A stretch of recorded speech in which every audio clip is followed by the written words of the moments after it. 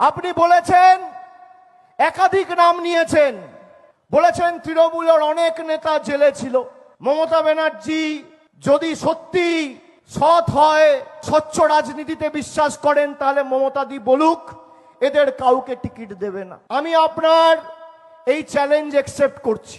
যেই কথাটা বলছে, অমিত শাহ নিজে 3 মাস জেলে ছিল, সবরমতী জেলে আপনি নিজে 100 দিনের উপর জেল কাস্টাডিতে কাটিয়েছেন। অমিত বাবু, আপনি আপনার পদত্যাগ পত্রটা যেদিনকে জমা দেবেন, 24 ঘন্টার মধ্যে আমরাও কথা দিচ্ছি, আমরাও প্রমাণ করে দেবো যে আপনি যে কথাগুলো বলেছেন আমরাও বাস্তবায়িত করতে পারি।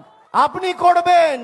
আর অন্য কেউ যদি মানুষের দরবারে জনপ্রতিনিধিদের লড়াই করতে পাঠায়, তাহলে সে দোষী আর আপনি সৎ। আপনি করলে রামলীলা, আর আমি করলে ক্যারেক্টার ঢিলা। আপনি করলে ভালো, আর আমি করলে কালো। এই দ্বিচারিতা তো চলবে না। আপনাকে দুটো চ্যালেঞ্জ আজকে এই মঞ্চ থেকে করে গেলাম।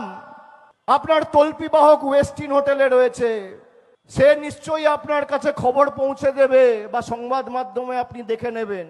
আপনি যদি সত্যি স্বচ্ছ এবং সৎ রাজনীতিবিদ হন, আগে নিজের ইস্তফা পত্রটা পাঠাবেন। যদি কেউ জেলে যাওয়ার দায়ে রাজনীতি করতে না পারে, সব থেকে আগে রাজনীতি থেকে সন্ন্যাস নেওয়া উচিত দেশের স্বরাষ্ট্রমন্ত্রীর।